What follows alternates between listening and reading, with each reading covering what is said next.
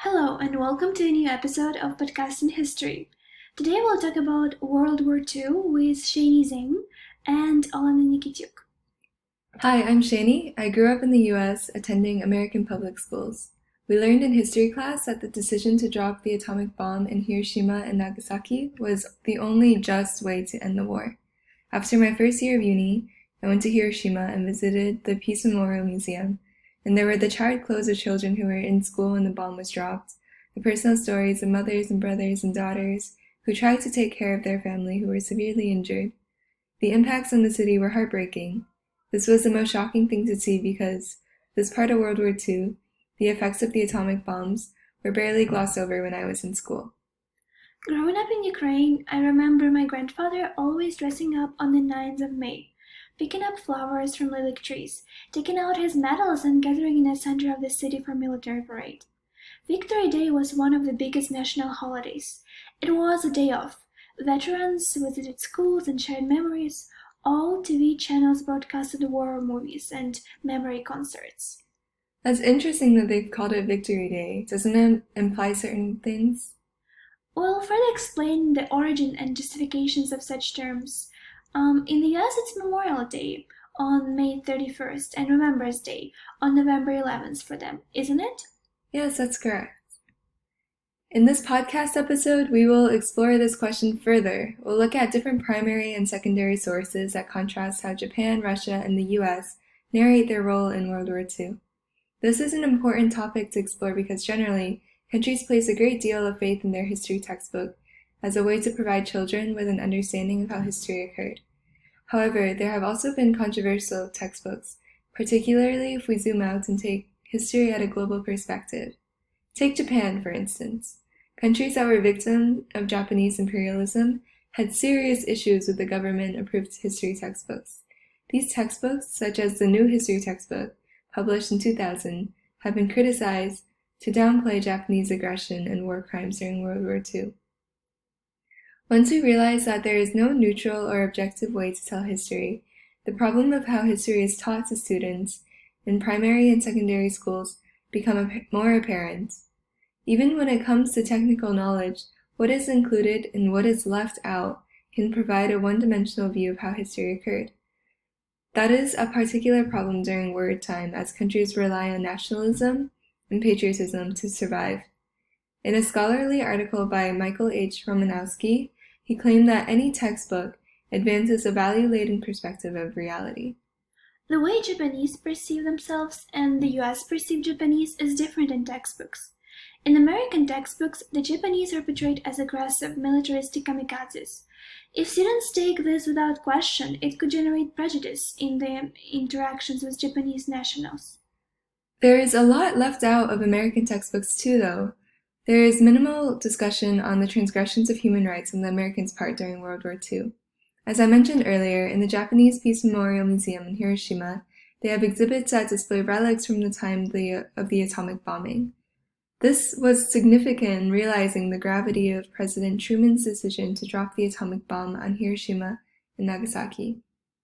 In American textbooks, there really is only focus on how the dropping of the atomic bombs was necessary as a way to end the war. In an American Glencoe history textbook, all that is said is, thousands of people died. The devastation led Emperor Hirohito to accept the Allied forces' demand for unconditional surrender.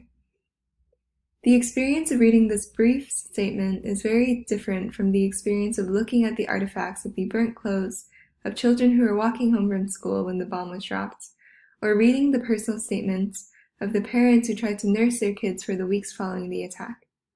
Yes, but if they include first-hand accounts from the family of the victims of the atomic bombing, the US wouldn't look like the good guy who had to end the war anyway, right?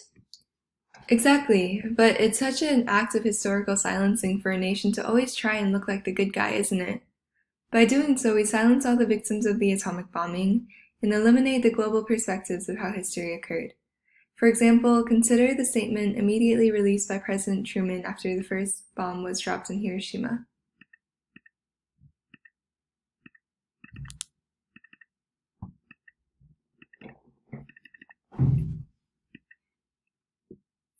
To destroy more rapidly and completely every productive enterprise the Japanese have in any city. We shall destroy their docks, their He issued a statement that unveiled the top-secret Manhattan Project and justified the American decision to drop the atomic bomb on Japan. A direct quote is, "I shall give further consideration and make further recommendations to the Congress as to how atomic power can become a powerful and forceful influence towards the maintenance of world peace." He thought the use of the atomic weapon was necessary in order to maintain world peace. It seems like a reasonable perspective until we consider what is showcased in the Japanese Peace Memorial Museum. Such devastation cannot reasonably be the only ultimatum, right? This is an ongoing historical debate whether the actions of the US in the midst of Second World War was morally justifiable. Some people argue that the US had very little choice at the time, while others argue that it was not a way to end the war at all, rather a way to assert their position at the top of a global hierarchy when it comes to technology and warfare. One historian, Garl Perovitz, explains how the US did not need to resort to atomic bombing, and Truman was advised against it by nearly every civilian and military advisor, and how his final decision was later justified by what amounted to a deception. They claim that the action saved 500,000 to 1,000,000 American soldiers who might otherwise have died in an invasion. Alperovitz uses historical sources to argue that Japan would have inevitably surrendered, and the end of the war wouldn't have come without the added devastation of the atomic bombing. Military commanders like Eisenhower, Arnold, Leahy saw no need to use the bomb. Most of Truman's key cabinet members urged a clarification of the position of Japan's emperor to speed surrender. Truman relied solely on the advice of his incoming Secretary of State, James Burns, who thought the bomb would be an important diplomatic instrument in dealing with the Soviets. This is a topic still debated by historians today, although from the statement released by Truman at the time, it seems he clearly believes that the dropping of the atomic bomb was the only way to ensure the peace and the end of war. We've already looked at controversies within Japanese textbooks. Can a similar trend be in American ones? American textbooks were especially tough to evaluate as most of schools studies history using a different textbook. Another hardship lies in the fact that world history in the US is either taught in 12th or 11th grade, or optional, so students generally have less background knowledge about war. That'd be hard to evaluate such a huge amount of textbooks. Were there any studies conducted or general trends in US textbooks?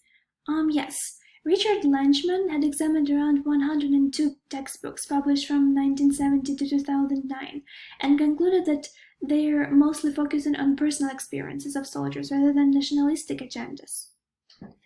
It's important to mention that his research lacks a comparative scope, which, for example, Foster's papers presents.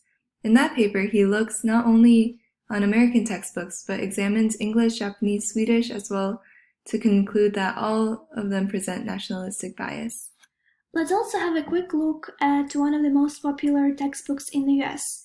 It's Glenn Gowrold's History. Out of 32 chapters, only one, chapter 26, focuses on World War II. The strength of the textbook definitely lays in its visuals, accessible format, variety of courses, as presented evidence, and clear structure. What tasks does it ask for the students to perform, and what evidence does it present?